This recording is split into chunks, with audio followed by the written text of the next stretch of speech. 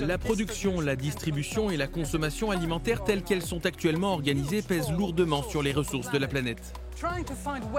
Cette année, le Forum international de l'alimentation et de la nutrition de Milan se donne pour objectif de réconcilier business, innovation et préservation de la planète. Le Barilla Center for Food and Nutrition organise ce forum pour la 10e fois. Il s'agit d'une plateforme mondiale pour promouvoir un changement radical dans l'état d'esprit des gouvernements, des organisations de la société civile, du secteur privé et de la recherche scientifique. Ludovica Principato est chercheuse pour la Fondation Barilla. Elle souhaite que les choses changent radicalement. Cette année, nous voulons mettre en avant ce mot, action. Nous parlons beaucoup des problèmes de durabilité de notre système alimentaire, des problèmes du changement climatique liés à l'alimentation et à l'agriculture. Nous voulons nous concentrer aujourd'hui sur l'action pour le changement. Nous voulons créer un réel impact. C'est pourquoi nous avons invité de nombreux intervenants pertinents qui peuvent nous aider à trouver des solutions concrètes. Merci beaucoup. En parlant d'action, nous avons eu l'opportunité de parler à Riccardo Valentini, membre du panel intergouvernemental sur le changement climatique, une organisation qui a remporté le prix Nobel de la paix en 2007.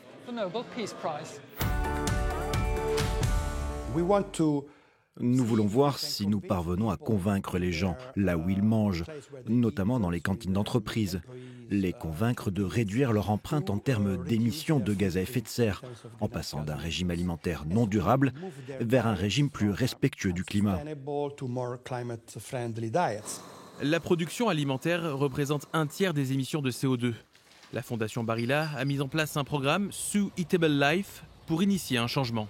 C'est une immense expérimentation sociale car elle implique plus de 10 000 personnes. Vous tentez de changer les habitudes alimentaires des gens, sans pour autant parvenir à les convaincre avec des arguments rationnels. Donc, comment procéder ?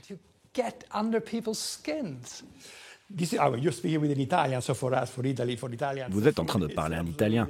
Pour nous, le repas est un moment très important. Et c'est justement pour cette raison, en créant des choses en commun, en faisant en sorte que les gens s'engagent. C'est aussi un moment de bonheur, un moment de partage. Nous croyons réellement à l'aspect social de l'alimentation.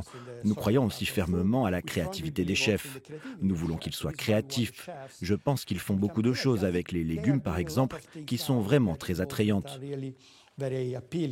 Donc je suis très optimiste. Nous pouvons vraiment enclencher le mouvement vers une meilleure alimentation qui soit en même temps bonne pour la planète.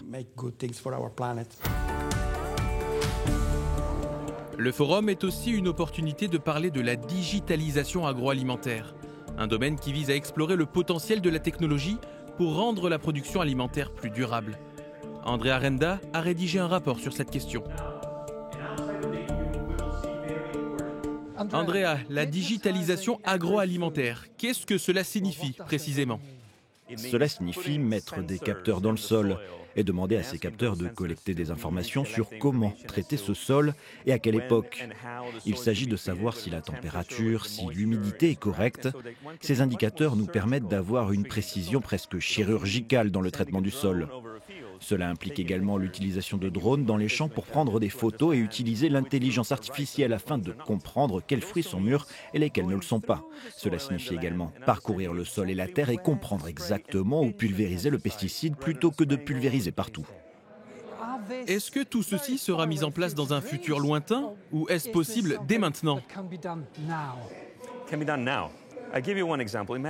Cela peut être fait dès maintenant. Par exemple, imaginez une petite communauté d'agriculteurs qui décident d'unir leurs forces et d'utiliser des drones.